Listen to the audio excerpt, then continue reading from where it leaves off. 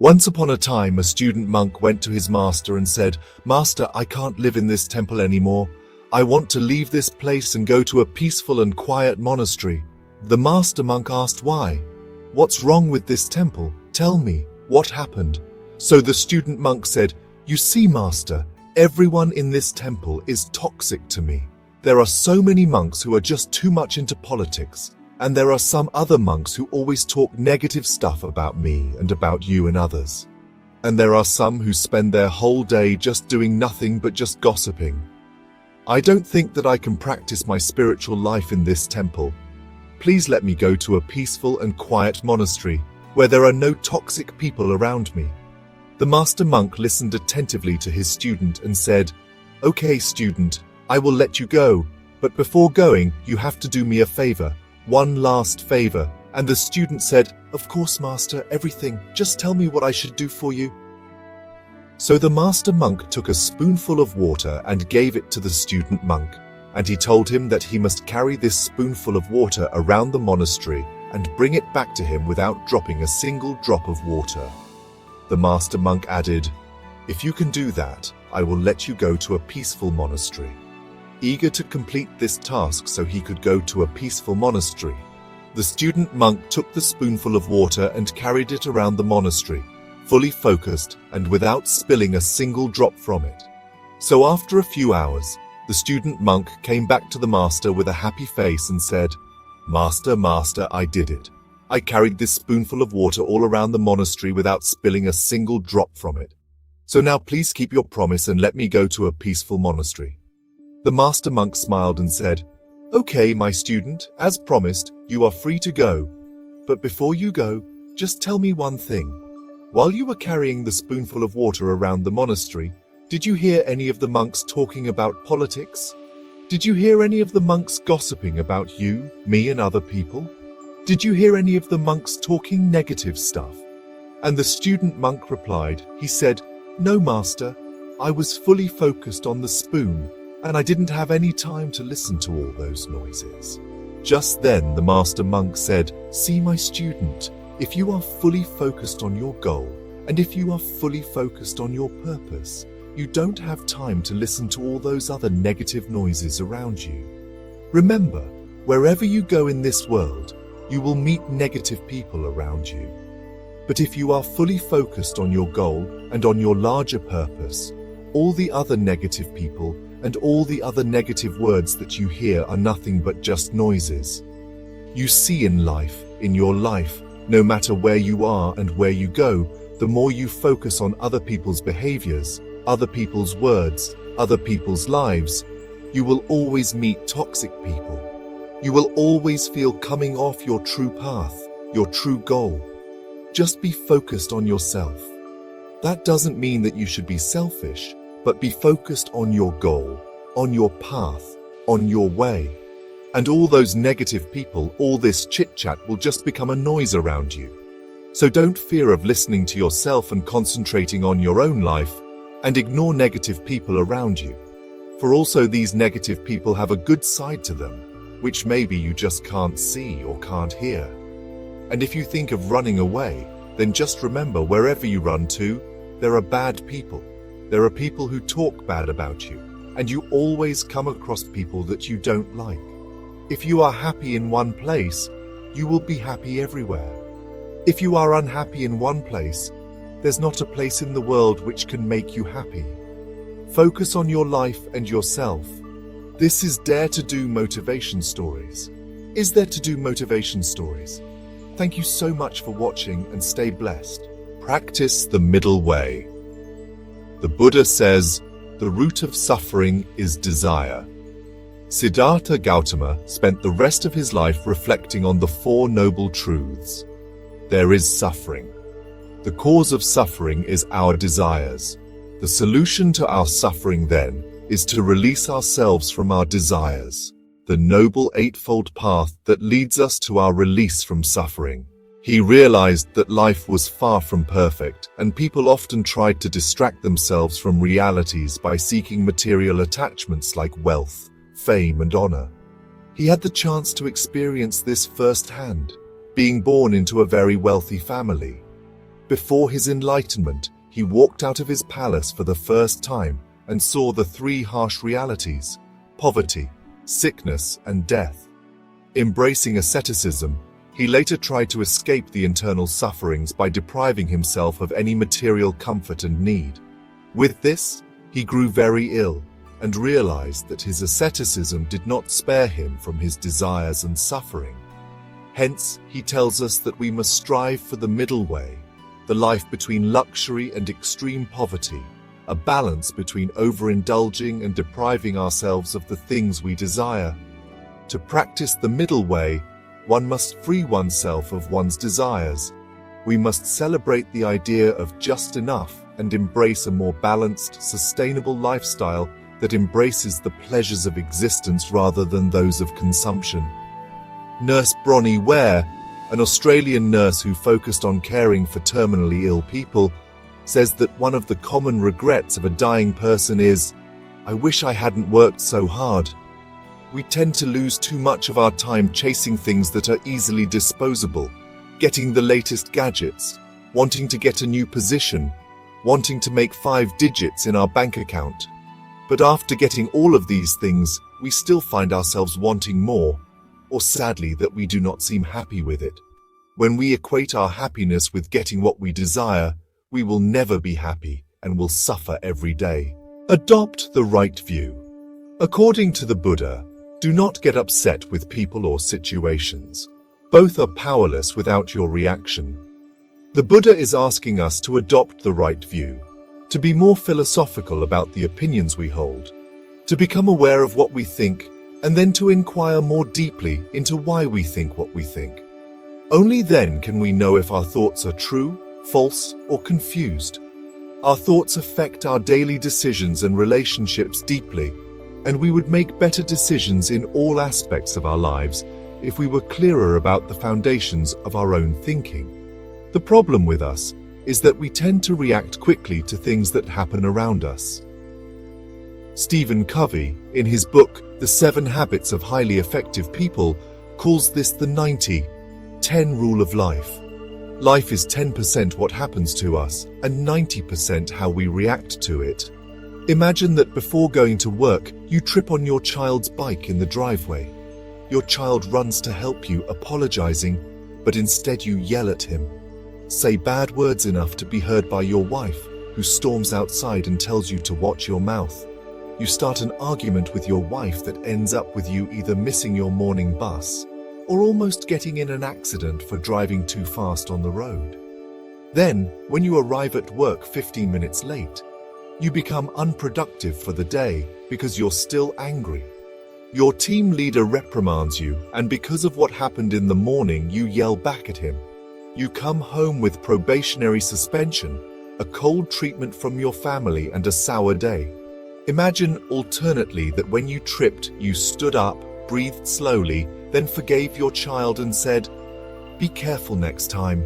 Remember to keep your bike inside the garage." You won't be starting an unnecessary argument that cannot solve what actually happened. You won't miss the bus or hurry through traffic, and you will take control of your day. We can be happy if we become proactive, not reactive to what's happening to us. We need to have a right view of things, that we can always choose not to be affected by what's happening around us, but to use what we have around us towards our own growth. Create good karma. In the words of the Buddha, "It is mental volition, O monks, that I call karma. Having willed, one acts through body, speech, or mind." In Buddhism, karma means only actions of one's own volition, not all actions, as volitions can be relatively good or bad, so the resulting karma will also be good or bad. Good karma will lead to good outcomes and bad karma to bad outcomes in life. Volition is a more complex concept in Eastern philosophies than in Western ones, which defines will as a faculty independent of emotions and reason. In Eastern philosophies, volition is the most significant factor in determining the karma. It is what determines the ethical quality of the action. It is a mental impulse, an urge pushing us in the direction of a particular experience. Volition is something at the crossroads between emotion and reason. A bad volition is based on a bad attitude or a bad intention. And to avoid having a bad karma, we have to align our actions to positive attitudes and intentions. In other words, we have to work firstly on our attitudes and intentions to be clean in our thoughts and feelings. Our intentions will lead to our actions, and they can have great consequences in our life. We need to work on ourselves in the present in order to build a better future for ourselves. As what we did in the past has echoes in the present, what we do now will have echoes in the future. If we don't study well for an exam, we may fail. If we sleep through our deadlines and delay doing our tasks, we may be late. If we eat too much, we may suffer from sickness in the future. If we indulge in smoking and alcohol, we may struggle to give them up in the years to come. But remember, if we choose to give more effort today, then we are sure to go beyond our past mistakes. If we, for example, choose to study better starting now, we can still achieve our dream job or graduate in the course we love, even if that would take longer than we planned. If we choose to make a schedule, plan how we'll balance our priorities and our workload, then we can still finish and be better in our job. If we choose to start exercising, we can still live more healthily than we are now. Nothing is written in stone. Our past does not define us, and what we do today can shape our present and our future. However, to make the right changes takes effort, and this effort will not have everlasting effects unless it comes from a good attitude and good intentions. Or in other words, from a deep compassion towards ourselves and others. Live every day like it's your last. The Buddha says, "Ardently do today what must be done. Diligently do today what must be done. Who knows? Tomorrow, death comes." Buddhism believes that life is a cycle of birth and rebirth, and our goal should be to liberate ourselves from that cycle of suffering. The problem is, we tend to think that we have all the time in the world. We put all our efforts into a tomorrow that may not come. I'll start exercising tomorrow. I'll finish my work tomorrow. I'll call my mum tomorrow. I'll ask for forgiveness tomorrow. And that is a reality we need to face. If we learn to see that every day can be our last, we will live ardently each day, making peace with everyone, doing what we can do today, and sleep peacefully at night, knowing that we lived our day to the fullest. That is why it's important to start your day right, by practicing mindfulness meditation. For example, when you focus on breathing in and breathing out, you have a direct experience of impermanence. When you meditate on your painful and sad stories, you have a direct experience of suffering. It motivates you to live in the moment. When you're eating, eat. When you're reading, read. When you're doing your job or at school, do your tasks with focus. When you're driving your car, drive your car. When you're with someone, spend that moment with them. This allows you to step away from the past and future and live in the present moment, to be where you are right now. Great things are the results of small good habits. The Buddha teaches us, drop by drop is the water pot filled. Likewise, the fool, gathering it little by little, fills himself with evil. Likewise, the wise man, gathering it little by little, fills himself with good. The Buddhist approach to goodness and evil is very practical. Evil may for a time lead us to happiness, but all our bad actions together will eventually ripen and lead us to illness and bad experiences. So, while we may suffer from time to time even if we are good, all our good actions will eventually ripen and lead us to true happiness and goodness. According to the European Journal of Social Psychology, it takes 18 to 254 days of constant exercise and practice to develop a new habit. On whatever skill you wish to learn, you can always start today. You can't exercise for one day and immediately assume that you'll be healthier all of a sudden. Starting with small things like switching to healthier alternatives of food, brisk walking, or waking up early in the morning to stretch. In the same way, whatever bad habit you wish to change, you can always start small. Dr. Nora Volkow, director of the NIH's National Institute on Drug Abuse, suggests that the first step is to become more aware of your habits so you can develop strategies to change them. You may start by avoiding the places that trigger your vice, like lessening your time in pubs, or try switching to healthier alternatives, choosing unsalted popcorn over a bag of potato chips, or chewing gum over reaching for a cigarette.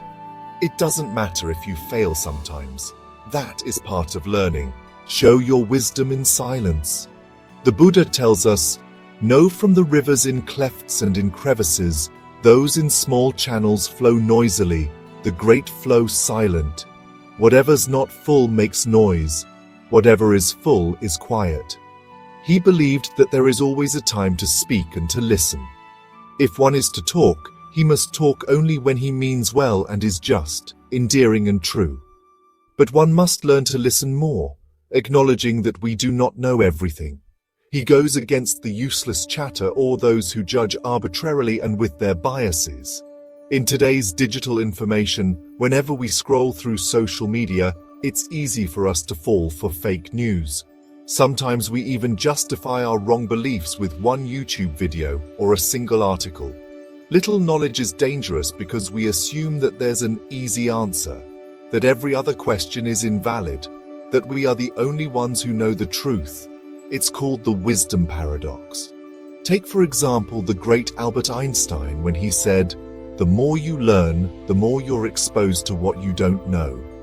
Buddha reminds us that those who are wise know to listen because they acknowledge that there are things that they do not know. A little knowledge is dangerous because you might be so convinced with your opinion that you fail to look at the truth because you easily dismiss other people. One can share wisdom and also learn from another by listening and engaging in healthy dialogue. If in a conflict, choose compassion. According to the Buddha, hatred is never appeased by hatred in this world. By non-hatred alone is hatred appeased. Even Siddhartha Gautama experienced discrimination and suffering. He was sometimes abused, and he had to go through a hard journey to build his legacy. Also, other famous leaders like Martin Luther King Jr. and Mahatma Gandhi, who had both advocated non-violent action that led to societal changes in their corresponding countries, were victims of evil words, discrimination, and disbelief. Buddhism teaches us that the cycle of violence, of hatred, of abuse, and of revenge can never be stopped with hatred. When someone insults you and you insult back, sometimes they come back worse. When someone punches and we punch back, we go home with more bruises and wounds. Non-violence is not just letting yourself be harassed or assaulted, it's a way to protect yourself from even greater evils. Take, for example, when you're bullied by a classmate or a colleague. As long as you don't feel physically threatened, empower yourself first. Remind yourself of your goodness, that their words can never hurt you, and that though you may make mistakes, you can keep trying. Remember, the bully wants you to feel angry and powerless because they're also experiencing something bad in their own life. Some practical solutions include, when a bully is approaching you, count from 1 to 100 to relax yourself, or maybe you can just walk away. Or if he insults you, join in, insult yourself and laugh with him, then walk away. Or you can look at them with compassion and be nice to them. Do something about it. Don't keep it in and don't hide from it. Maybe asking help from authorities could help, especially if the bullying becomes serious or involves physical assault or abuse. Meditating on your own giftedness lets you see that you're more than what they say. Choose friends for quality over quantity. According to the Buddha, admirable friendship, admirable companionship, admirable camaraderie is actually the whole of the holy life. When a monk has admirable people as friends, companions, and comrades, he can be expected to develop and pursue the noble eightfold path. The Buddha reminds us that it is better to seek fellowship with noble men than to associate with evil companions. The Buddha acknowledges that life is not a solitary journey. Along the way, we encounter a lot of people, but not every one of these people are good influences for us. Some bad habits are developed because of negative peer pressure.